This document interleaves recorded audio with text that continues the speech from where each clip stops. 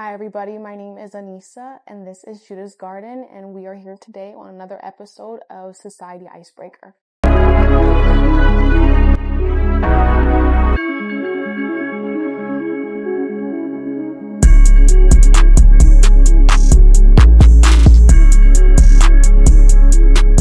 Thank you for coming on. Thank you so much for having me. Appreciate it. How you been? I've been good. I can't complain. How you been? I've been good. Life's been lifing, right? Life been lifing. Just trying our best, trying to navigate. Yeah. I get it. Understandable. Look, I got 7 questions for you. Are you ready?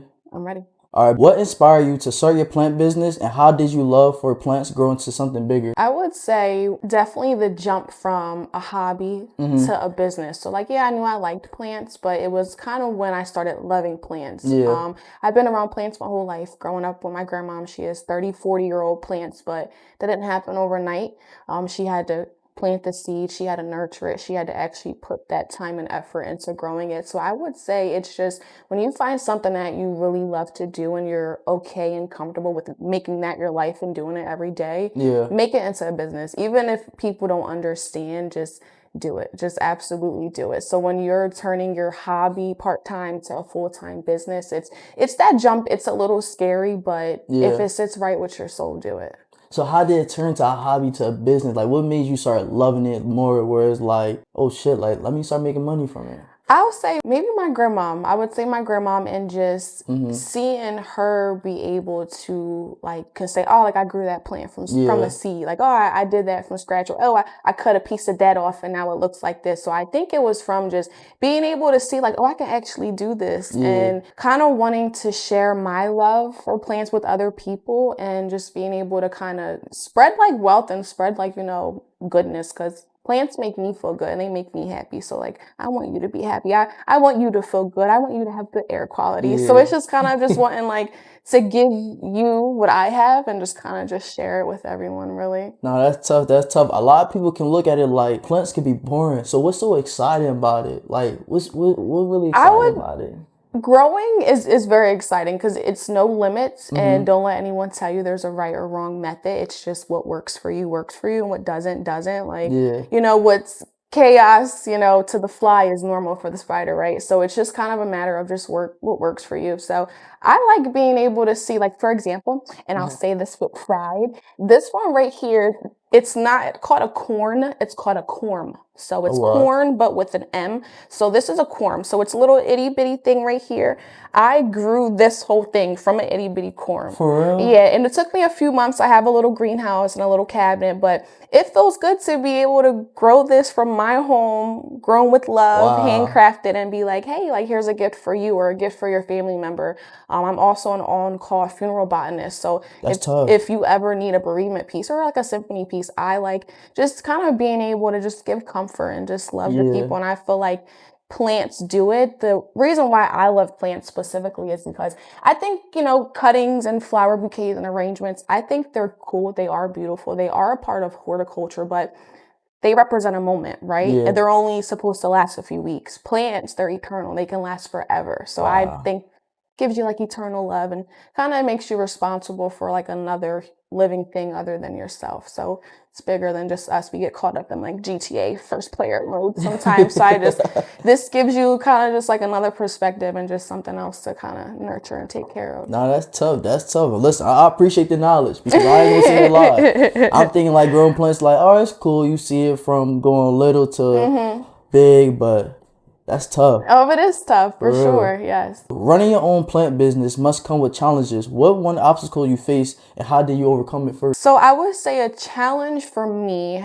is I already feel I set myself apart. There's many different plant businesses or different, gardening centers, but I specialize in sustainable horticulture. And for me, I feel it is important because without our bees, our caterpillars, our dragonflies, without our pests, they're there really is no us. So I just feel as though it's very important. So I would say the challenges with, being a business owner is educating people, because I have to educate people on why I'm different compared to your local gardening center or Home Depot and Lowe's. So it's really just trying to educate people and trying to get that knowledge out there. And for me, it is a challenge sometimes because not everyone is open to having the conversation, but I don't let that discourage me. And I'm also at the point where if there's not a space for me to go, I'll just create the space. So a place for me to go to be able to kind of share what I do. So I would say educating people, and kind of, again, just making sure I'm setting myself apart from other businesses. Why is your price like this when I can just go to Home Depot? Okay, well, Home Depot doesn't home grow. Home Depot doesn't make their potting mix from scratch. Home Depot doesn't grow with love. So it's a lot of things that I do that other businesses and franchise won't do just because they don't really have the time to. And us little guys, we're still starting out. And I know for me, I really care about quality. And, I'm not at the point where I've been doing this since 2021. Wow. I've sold over about 5,000 plants. And I can definitely say I have a lot of people that actually are looking for me now. Like, hey, like I purchased from the Philadelphia Flower Show. Are you going to be there? So it's kind of good to be able to know, like, I have this growing plant community. For people like me and that look like us, because I feel like we don't always have that representation. So it's good to, if you don't have a hero, to kind of be that hero or be what you didn't have growing definitely. up. When you started the business, how much support was you getting at first? Wasn't that a lot at all? Or was it a lot in the beginning? I would say it's 50-50. Like everyone, what are you doing now? Like, I see you have your plant business. It's good. Word of mouth support is good, but a lot of times retweeting or just like sharing, stuff like that. That is very important because it's free. It's free. Y'all be trying to share y'all favorite celebrities, this and that and the third. And they don't even know you exist. Exactly. So just your homegirl right here, she got a whole business. Whether it's for your mom, your papa, for you, your sister, we do it all, from funerals to like special occasions, potting parties. We just actually partnered with someone and we are putting plants in their boutique. Wow, so I am doing plant services where I can decorate your plant space, whether it's your private oasis or an actual business. So just trying to get myself out there and just, it's okay, again, if you feel like there's not a space for you, create that space. And you'll make your own group and you'll find the people that are for you and that do want to support you. So I would say the support is definitely 50-50. Word of mouth and just freely sharing or just spreading, it definitely matters. Yes. No, definitely. Many people find peace or purpose in nature. How do plants impact your life personally beyond just the business? So again, I would say plants are very important to me.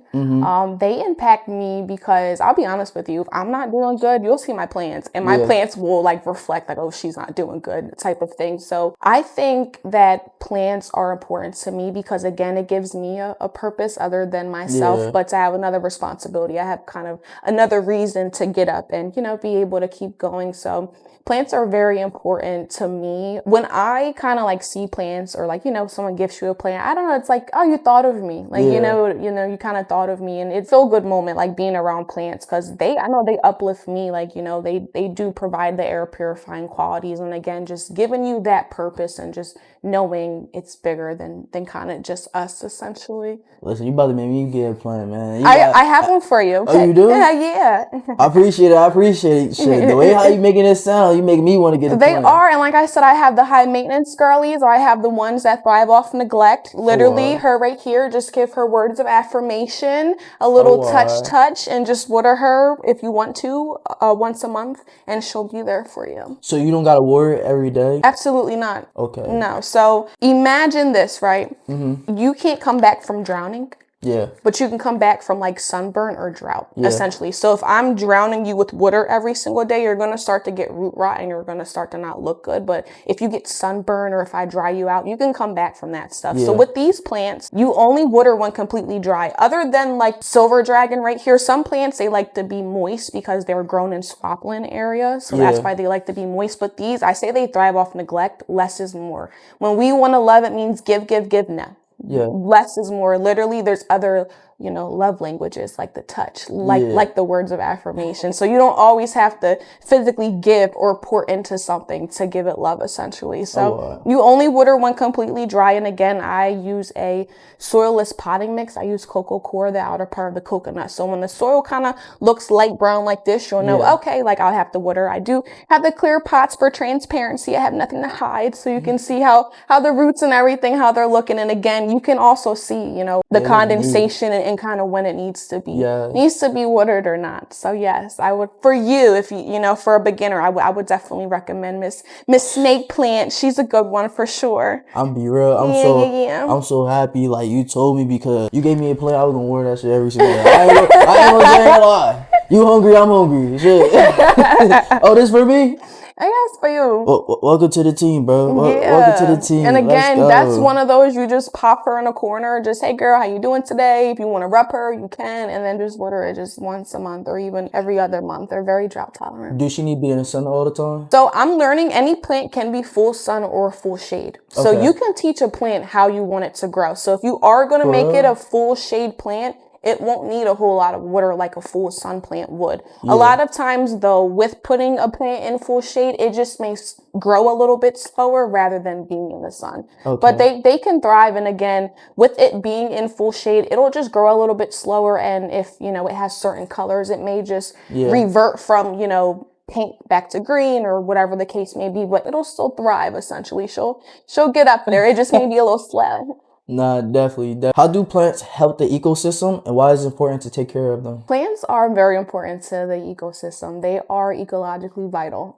They essentially are the food in the web. So they do convert the energy from the sun, and they do turn that into food.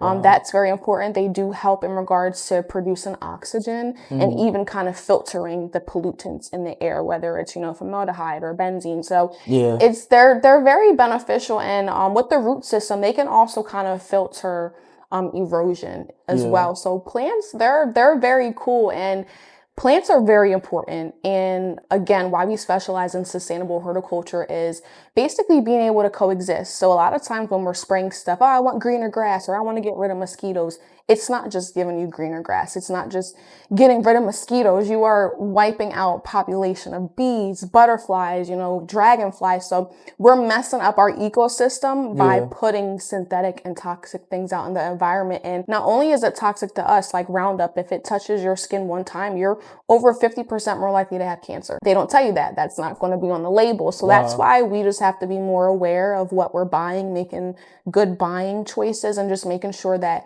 not only is it benefiting us, but that it's benefiting the environment as well, because we all have to coexist, essentially. So as we're spraying stuff, trying to stop one thing, we are also hurting other things, and we are hurting ourselves too. So even, for example, like I make a all natural pest powder as well. So this is diatomaceous earth, cinnamon, and sand. So they're all organic, eco-friendly products, and they're not going to mess up generations of butterflies or generations of bees. So I think it's really important to talk about sustainable horticulture and be able to put that information out there, that stuff that we're spraying in our grass, the stuff that our landscapers are using, it's not healthy, it's toxic. And again, not only for us, but for everything else out there. So I just think we just have to be more aware. And again, that comes with just educating people on those things. That's tough. You listen, she dropping knowledge. Listen, she dropping knowledge right now. You feel me? As you have been growing in life, especially in your 20s, how have you handled pressure? I wonder if you're doing enough, or are you truly happy where you at?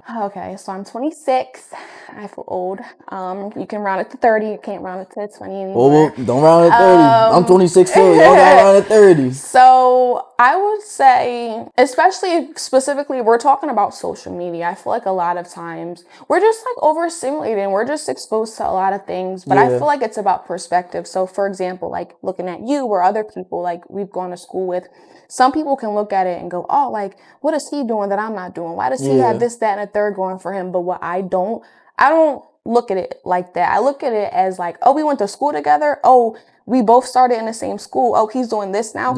I kind of view that more like motivation and like, I'm happy for you, rather like me being envious or, me kind of, feeling pity or like sorry for myself. So I would say that, it's just kind of all about just staying true to yourself, your own vision.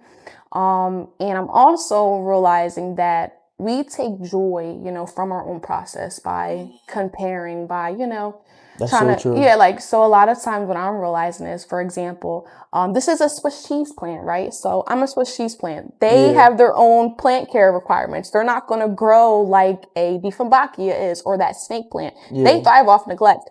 She wants a little bit more attention. So a lot of times it doesn't mean it's bad or good. It just means it's different. Yeah. And what you can do, I can't do. And that's perfectly fine. You're not supposed to. So I Yeah. just feel like sometimes we get caught up looking at other people and just forgetting that that's what they're made here to do. Like, we all have different purposes. Like, as long as you're doing your best, you're doing enough. Like, you're absolutely doing enough. As long as, like, at the end of the day, you can, like, look at yourself and be like, dang, I gave it my all. Like, I'm here. I showed up. I feel like that's kind of all that really matters. Again, like with the business, and I do different vendors events. Not every event is going to be the same. I'm not going to always hit my goals. So it's just kind of a matter of just taking another route, just kind of, trying a different formula for that equation. You know what I mean? It's not about throwing the whole thing away type of thing. So I just feel like just give it your all and it'll kind of all fall and work out. Definitely. And I feel the same way, because it's like, if you're not truly happy where you at, that means you need to change the direction that you're going, because you're not going nowhere at this point. You gotta just find what you truly love, invest in it, and keep doing it and keep working on it. And you're gonna see progress through the process. Because like you just said,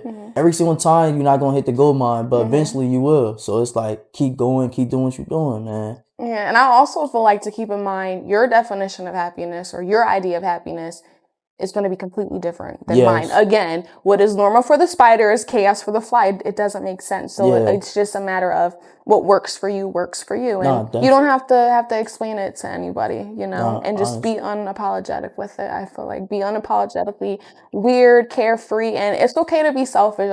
I'm learning to be selfish. Please be selfish. I'm not a selfish. I'm a lover. I love to give, but a lot of times if we are pouring into everyone else's glass, how is ours going to be replenished? It's going to run dry. So I just feel like you have to remember that. It's so crazy that you said that, because it's like, I was just thinking about it last night. With me just focusing on myself, I'm growing. But when I was like investing into other people, focusing on them, I was helping them grow more than I was helping myself grow. So when you really focus on yourself and stop worrying about everybody else, you can help yourself grow. Listen, be selfish. Who give a fuck? Be selfish. Tell a nigga, no, you can't get $20 from me. Go find a ride. Like, leave me alone, bro. Just leave me alone. Nothing wrong about giving a fuck about yourself more than others. You have to. Because if you drown, who gonna save you? Exactly. And you have to think, if you're not taking care of yourself, how can you continue to take care of everyone else? So pour into yourself first. Take care of yourself first. You didn't lie about that, parents. Do you think being a woman today is especially challenging because of how people sometimes judge a gender rather than a person? I would say no. So I would say I'm not into that whole victim mindset thing. Oh, because you're a woman, because you're a man. I'll be honest with you. There's a lot of hypocrisy that goes on in regards to, oh, y'all not shit, or we're not shit, or like, all y'all hoes. Like, you know what I mean? I don't think it's challenging. I don't think there's a disadvantage, especially being a Black woman. For me, it's a different experience. So again, like, for example, at the Philadelphia Flower Show, or even being at my certified gardeners program, there's not a whole lot of people that look like me there. And if they do, they're kind of doing the beauty, they're kind of doing other things, they're not doing plants. So when I saw that there weren't people like me at the flower show or in other spaces, again, it wasn't a matter of me feeling like I didn't belong. It was kind of like, ooh, okay, like it's new. I'm still taking note of everything. And again, it's like, now when the girlies that see me, they go, ooh, girl, you doing this? And it's like, come on. Like, so now you actually have a community of people that, they're welcome and they actually look for you. And now again, you can be that representation in that community that I didn't have. And I feel like I'm not into, I had to suffer, so you should suffer too. No, like I want everyone to win out. If I can make it easy for you, or, lighten the load, I'll absolutely do that. So I'm always here to help everyone win and just make it a little bit easier, because life's hard. And I just feel, why make it harder for people at this point? So I would say it's not a disadvantage at all. It's a different experience. And again, being as though there's not representation in certain spaces, I'll just keep being the representation, or I'll just create my own space, create my own community. Like, I will say, I never felt like I never belonged. It was like, I'm not trying to belong. Like, I'm just trying to be me and just be here and just thrive. You know what I mean? Again, like, I'm a Swiss cheese plant. I don't want to be a snake plant. Like, you know what I mean? And that's fine. Like, I'm me, you're you. You know what I mean? Yeah. And that's okay. You know, that's how it's supposed to be. So I would say there's no disadvantage. And again, I'm not into the whole victim mindset. Oh, they look down upon women. Well, they're gonna wish they didn't, you know, rather than like one in pity, or, I'm not for that. So it's like, you have to go out there and get it. And I just feel like you can do anything you want in this lifetime, whether you're a woman, whether you're a man. So if you are consistent, if you, put the energy, if you show up every day. And when I say show up, it's just showing up, whether you just wipe the crust out your eyes, you got up, hair not done, like, show up. Whether it's 10% one day, 80% another day, as long as you're consistently showing up, like for myself, again, with the vendors events, not every event am I hitting my goal. Not every event is like a sold out event. And I don't let it discourage me. I take my notes, I take that lesson, whether I got to take that L to the chin, and we just get up and we do it all over again the next day. And I just feel like that's what it's about, because the winner is just a loser that just try one more time. Is he not? So I just feel like keep trying, What advice will you give to the audience that could help them in their own way? I don't want to sound cliche, but I would definitely say, again, do what makes you happy. Yes. And like, just do it. If you're doing it scared, if you're,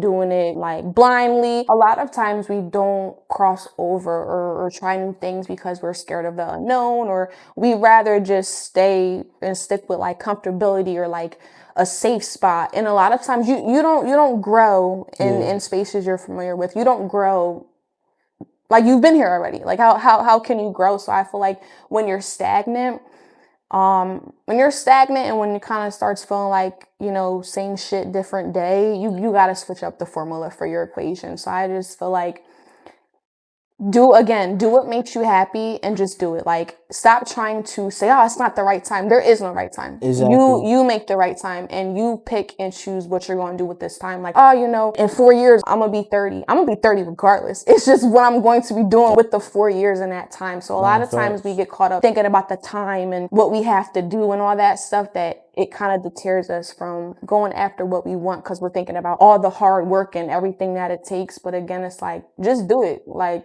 because if you don't do it today, you're not going to do it tomorrow, Exactly. So it's just do it. And again, do it for you, do it unapologetically, do it scared, and just give it your all. And I just feel like that's all you can do. No, definitely. Advice that I can give out to y'all: focus on yourself. If you really trying to win, you got to focus on yourself. I get it when they say like you need a team to win, but you got to get yourself right before you get a team. Because if you don't get yourself right and you get a team, then you really going to be disorganized at all. Focus on yourself, invest in yourself, and make sure you're growing. Don't pour to others if you're not pouring to yourself. Make sure you pour into yourself more than you're giving out others. I was talking to a friend and I was just telling him, I'm like, yo, I'm so tired of putting a team on my back, yo, like, and he's like, oh, you gotta play iso ball. I said, but it's basketball. Why I gotta keep playing iso ball? And he goes, when that defense is not there, get the iso ball, lay it up, and do what you gotta do until that defense can strengthen. Amen. Again, take that with it as well. This is episode 8. Appreciate you coming on. Thank you so much for having me. Shout out your business. Judas Garden Sustainable Horticulture. We're serving all of Greater Philadelphia, and we will be at the Philadelphia Flower Show booth 320. What's your Instagram? Judas Garden, and that's Judas Garden on all platforms. All right, bet. I will see y'all next episode.